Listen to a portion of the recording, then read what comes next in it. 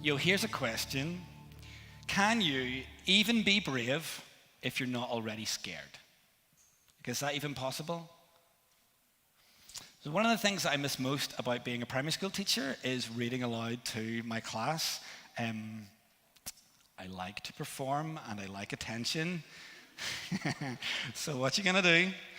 The last book that I ever read with my class was the kids' gothic horror classic Coraline. Anybody ever read Coraline? Really good book. And there's this bit in the book where Caroline's dad is telling her a story about the time that when they were out in the fields, like out the back of their house, when Caroline was just a little kid, and he looked away for like a second, and she disturbed a wasp's nest. And Dad got right in there, like he stayed in there and stayed behind so that she could run. Like he got stung a bunch of times by these wasps so that she could escape. And when her dad is telling her the story, Caroline asks him, like, weren't you scared? And it's at that point in the story where her dad teaches her, I guess, the book's main lesson, and that is that when you are the most scared, that's when you can be the most brave. And it kind of leaves you with the question, can you even be brave if you're not already scared? And the book is like kid scary, Like, I guess it kind of goes with the genre that scary stuff happens. But my dude Caroline pulls through and overcomes even though she is terrified. Not like in the movie where she needs an annoying boy to rescue her. In the end, that movie stinks. And look, not all boys are annoying, but this one is, that movie stinks. Like female protagonist growing stronger, overcoming her fears, and then fails, and then needs a boy to rescue her. That movie stinks, and if you've seen it, and if you like it, then you're part of the problem that is letting down young women everywhere. Let me tell you how I really feel. So, happy Advent, everyone. Happy Advent. Today is the first Sunday of Advent, and over the course of the next month, we are going to be thinking about all the classic Advent-y things. Next week, I will be back again as we explore peace. And then on the 11th is the long-awaited return of Ruth Weller. If you haven't met Ruth before, she was the founding lead pastor of Rehope Southside. Delighted she's going to be back to talk with us about joy. And then on the 18th, my queen, Jamie, is going to be bringing us a message about love. Advent at Rehope Southside, brought to you by lead pastors past and present. Love that. Very excited to talk to you today about hope. I want to take a moment to thank Andy for reading from Isaiah 9 for us early in the service. That is a complicated passage, isn't it? Like, usually we read it around Christmas time and we get all the Christmassy feels, and it screams the birth of Jesus. Like, it screams Christmas at us. But for its original audience, it's going to hit different. So let's remind ourselves of how it starts. It says, the people walking in darkness have seen a great light, and a light has dawned on those living in the land of darkness. Now, I love reading aloud, and I love adding expression in, and I like thinking about where I'm going to add the emphasis in, but I want to bring out the impact and the meaning and all the fun stuff. But when reading this, I'm not sure where to add the emphasis in, because people walking in darkness, oh no, have seen a great light? All right then, that sounds good. A light has dawned. Come on now. For those living in the land of darkness. Oh, they're still living in the land of darkness? Oh, okay then. And it's complicated. Do you want to bring out the light part? Or do you want to will that minimize the dark part? Do you want to be oh, it was dark, it was really dark, so then the light, it must be a really good light? I don't know. I just don't know where to add in the emphasis. It's complex. And for the original audience, for sure, that complexity is going to come out way more strongly than any Christmassy feels. I mean, Christmas hadn't happened yet, so that makes sense. But it's complex, and they're going to feel that complexity. And it's for sure got the Caroline factor. Can you even be brave if you're not already scared? Kind of gets translated into, can you even have hope if things aren't already bleak? If things aren't bleak, do you need to have hope? Can you have hope? Can you hope for better if things aren't worse already? Well, the short answer is yes. Yes, you can. But short answers are sometimes not very helpful. So here is a longer answer, starting with the land of darkness, political landscape, timeline. So, TLDR with the timeline, Crooksy, but all we need to see is that this is a stinking mess. And you can see from the left-hand side up here, like that's the kingdom of Israel side, that things are crazy unstable. Like all of the kings on this screen, apart from King Ahaz, are all like their stories are introduced and concluded in the same chapter. So we're getting a sense of how much instability and how much leadership turnover there is, something we probably know all too well up in here right now, considering what is going on in Westminster, a story for a different day. My favorite part of this whole chapter is 2 Kings chapter 15, verse 13, which says, in the 39th year of Judah's king Uzziah, he's been reigning for a long time, Shallum, son of Jabesh, became king, and he reigned in Samaria for a full month. Yo, a full month? Wow, that's amazing. I mean, a full month longer than I'm ever going to be king in Samaria, but a full month? So is the Bible trying to tell us that Shallum was king for like one new moon to new moon cycle? Or is this the single most sarcastic word in all of the Bible? But yo, like, it is a mess up in there. Israel is just in turmoil, and dudes are murdering their kings so that they get to be king in their place all day and all night, and the one dude who does manage to stick around just a little bit longer only achieves it because he teamed up with the king of Assyria. And when I say teamed up, I mean completely puppeted by the king of Assyria. It's a mess up in Israel. On the right-hand side, we can see what's going on in Judah. Judah is full of kings, like actually Uzziah and the few dudes before him, who start off really, really, really well and then fall off hard. And by the time it gets to Isaiah writing the words that Andy read for us earlier, King Ahaz is in charge, and he is also a stinking mess. So land of darkness, yeah, no kidding. So unstable, so bleak. But is this setting us up? Because can you even have hope if things aren't already bleak? Anybody gone through a season where there's been a lot of difficulties that you have been facing and you just don't know when the end is coming? Or if there's even going to be an end, or like when that end comes, what's the end going to be like? And I guess the very nature of darkness is that you can't see. So maybe you feel a little bit like you've gone through a season where you've lived in the land of darkness and you can't see what's coming, you can't see how things might end up. And in those moments, it's pretty easy to be void of hope. It's pretty easy to be hopeless. Hopeless feels like a strong word though, doesn't it? Feels like a big word and like not one that we're gasping to attribute to ourselves. I know in my own experience that things have to get pretty bad before I would go as far as describing my circumstances as hopeless.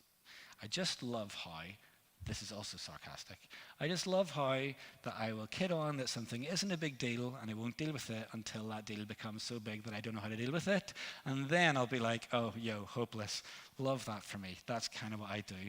If you've ever found yourself in a position like that, feeling weak on hope, or maybe like completely snowed under and not know how to deal with a thing, if you find yourself drained of hope or completely drained, I have good news for you today, and I've said it already, but I do not mind saying it again.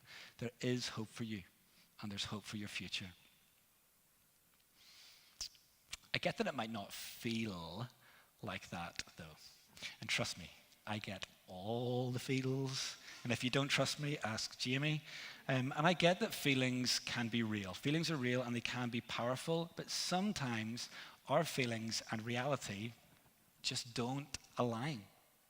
And when I feel under pressure or like trapped by a hard situation, it's in those moments when I need to make sure that I'm actively differentiating between fact statements and feeling statements. Here's an example.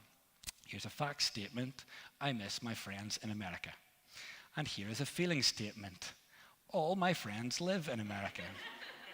I do miss my friends in America, and that is true, and that's a fact, and it's okay for me to miss my friends in America. In fact, it would be kind of insulting to them and how important they were for me if I didn't miss them, and it would be very unhealthy for me if I just moved on and pretended they weren't part of my life. It's natural for me to miss my friends. I need to give myself permission to do that, and I need to stop speaking things over myself In my difficult moments, like all my friends live in America. On the 18th of June of this year, I turned 38, and I thought, all my friends live in America. Like, I should probably go out for a pint with someone tonight, and I just don't even know who. And it's sad. It's not true. All my friends live in America? That's not true. Sometimes it can feel like it's true, but that's a feeling statement. That's not a fact statement. And it's kind of insulting to my friends here when I say all my friends live in America, and it's insulting to how important like you guys are to me. Do I have friends who live in Glasgow? Yes. Yes, I do. Am I always very good at getting in touch with them to see if they want to hang out with me? No. No, I am not.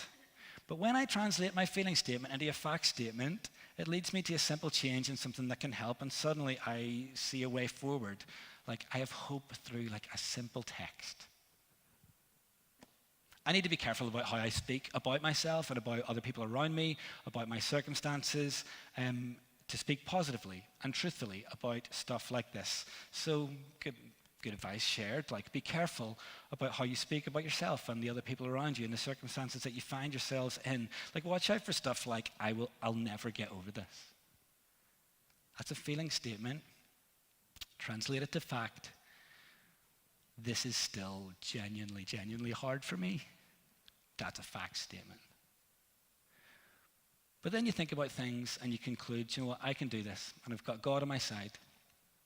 And with some grit, because it's going to take some grit, I can get through this. Much more hopeful, much more positive, not pretending that the problems don't exist, but still much more positive. Watch out for things like, this Christmas is just about going to wear me out. That's a feeling statement. Translate it into a fact statement. I am very busy. And then conclude, do you know what? I'm going to make sure that I honor my commitments this Christmas, and I'm going to make sure that I prioritize rest so that I can honor my commitments. This Christmas, God gave me a Sabbath, and I'm going to honor it. Much more hopeful, much more positive. Look, I am a total mood boy. And I know that feelings are real, and I know they're powerful, but sometimes their power lies in them not lining up perfectly with reality. Sometimes there is enough hyperbolized truth in there to make you feel like it's real and to make you feel bleak. So speak positively even when you don't feel positive. Translate your feeling statements into fact statements to help you see a way forward and choose hope in hard moments. There is power in speaking hopefully. There's power in speaking hopefully about yourself, the people around you, and your circumstances. And I did just say we have to choose hope because, in those bleak moments or seasons, it doesn't always come naturally to us, but thankfully we have got some stuff that can help us because, those dudes in Isaiah 9 have seen a great light. A light has dawned for them. Fact. And as we keep reading, we can see what that light is. So we'll pick back up in verse 3. Says, you have enlarged the nation and increased its joy. The people have rejoiced before you as they rejoice at harvest time and as they rejoice when dividing spoils, for you have shattered their oppressive yoke and the rod on their shoulders. The staff of their oppressor yoke, just like you did on the day of Midian for every trampling boot of battle. And the bloodied garments of war will be burned as fuel for the fire. Now notice all of those past tense verbs in there. This is stuff that God has done already. The light has come for them. God has rescued them, and you can see their response. The response is that there is increased joy. Joy like at the harvest time, like think the Feast of Tabernacles that we talked about back in October, like big time joy. So, in order to help you to choose hope in hard moments, remember what God has done for you already. Remember his good works for you and how he's been there for you in the past. Maybe that's like a repeated thing that you've spotted across like your time here on this earth. Or maybe that's something you've got to think way back for, like the time of Midian. I don't know when that was, like in the time of the judges, I guess, a long time ago before this. Like think way back, like something from a hot minute ago that you can still remember to boost your hope and your joy. And I'm confident that there are going to be things from your life that you can remember to give yourself hope this season. Very confident. And when you think of them, respond appropriately with joy. I'm not going to touch too much about joy since Ruth is going to talk to us about that. But look, there is power in speaking, hopefully, so let that be your response. And in times like this, as always, your response is your responsibility. Choose for yourself. Choose hope. And even if that doesn't line up with your feelings, choose hope. Because remember, your feelings might not match up with reality. And this is a challenge, trust me, I know. This is a challenge, but it's one worth going for, because even when you feel like you're only receiving negativity, fight back with positivity and hope. Yeah, we can have hope because of what God has done for us in the past. But look at this tense shift at the end of this paragraph. All the things highlighted in yellow, past tense, but then it shifts in the last sentence to a future tense verb, like a lot of stuff that God has done already. Now we're starting to think about stuff that God is going to do. And this sets the tone for the last and most famous section of this passage. So let's read it again. It says, "For a child will be born to us. A son will be given to us, and the government will be on his shoulders. And he will be named Wonderful Counselor, Mighty God, Eternal Father, Prince of Peace. The dominion will be vast, and its prosperity will never end. He will reign on the throne of David and over his kingdom to establish and sustain it with justice and righteousness from now on and forever. The zeal of the Lord of armies will accomplish this." Will. 8 times Isaiah prophesies stuff that God is going to do for these dudes. And for sure it's worth remembering what God has done for you in the past. Definitely. But it's also worth remembering, especially in these moments, that God is not done with you. So focus on what God is going to do for you. And this is the kicker for me, this is the thing that gives me hope. We have a God who sees us and knows us and loves us and has completely, without a shadow of a doubt, got what it takes to intervene for good in our lives. And he goes to great lengths to ensure that hope for us. Think about those 2 kingdoms, yeah? Think about the instability and the political, oppression. Think about the, things are going great, just kidding. This king has gone nuts and my life is just flipped upside down. Again, that had been going on. News of a king like this from Isaiah is going to be music to their ears. And for sure, Jesus wasn't born until 700 years or so after that, and his mission was bigger than the context of Isaiah chapter 9. And not that I'm minimizing the context of Isaiah chapter 9, stinking mess. It was grim, but this promise was there for them to look forward to and hope.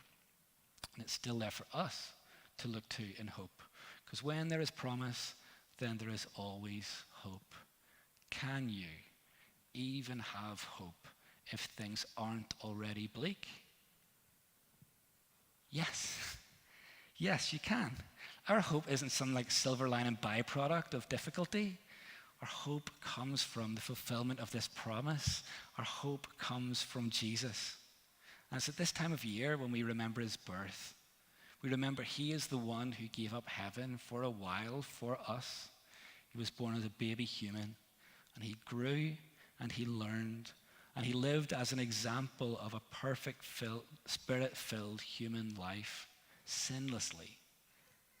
And he died and he rose again to rescue us. Can you even have hope if things aren't already bleak? Yes, of course you can. Because our hope comes from Jesus, and Jesus is the very opposite of bleak. But if things are rough for you, then you have an opportunity for maximum impact contrast, a maximum impact of Jesus' hope in your life to be really powerful for you as you choose to step forward with God in hope. So here's the deal. Brian reminded me of this thing this week. He's told me about it a bunch of times before, but it was nice to get a nice reminder. And it's a thing that Hezekiah does when faced with what seems like a hopeless situation. So Hezekiah comes right after Ahaz. And I wonder if maybe people thought like this promise was about him. But I mean, he also started off pretty good. And when faced with, you can read the story in 2 Kings 18 and 19. You might be reading it for Bible read through this week anyway. But he gets this message from a much more powerful king. And it seems completely hopeless to him. So he gets it. It's a message. It's a letter, and it's already written down. He spreads it out before God, and he prays, and he asks for help, and he trusts God with that. Brian reminded me of a thing that he does and has encouraged me to do. And when you feel something that you're up against, and you're just like, I don't even know what to do with this. Write it down. What is it about it that is like draining you of hope? What is it that's bringing you stress? What is it that's keeping you awake at night? What are the details? Write them all down. Spread it out. He says, put your hands on it. Although Hezekiah didn't do that, but I mean, it doesn't sound like a bad idea to me. And then pray. Apparently, it even works if you type it on your iPad. Pray and ask God to help you and help you to see like a way forward in this, that with his help, you can overcome. It's going to take hope. It's going to take bravery. Can you even be brave if you're not already scared? Well, maybe you might be scared of what's coming up already. So that's not a problem for you. During pre-service prayer today, I saw a picture of somebody helping somebody else to open like a clasp on a watch. Anyone ever asked you to help like open their watch and they're like, oh, I need 2 hands to open it. I can't do it. And you're like, oh, this is their watch. I better not break it. It's like you're trying to open it and you're trying to be gentle, but it actually takes something to get the clasp open, but I don't want to put in that much force in case I break their watch. And they're like, no, you just got to go for it. And you open it. We got a sense that God knows that there are people who are going through some stuff today and that you are seen. And that there's stuff that is stressful and scary and you are seen. But you got to just go for it. You got to open that thing. Like whatever it is that you've maybe like thought about, like maybe I could, or like gone for it a little bit, maybe I could, and then backed away because you're scared that the thing that might get broken is you. God sees you.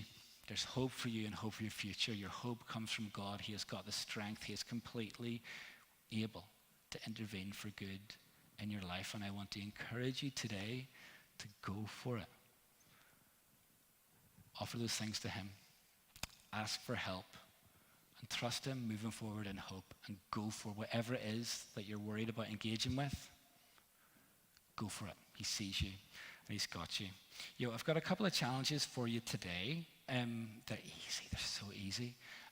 The first one is like prepare. Always helps to be prepared for a time whenever you might feel your hope drained. So make a list of at least 5 things that God has done for you in the past that can help make sure that you can have hope whenever like something dark comes along.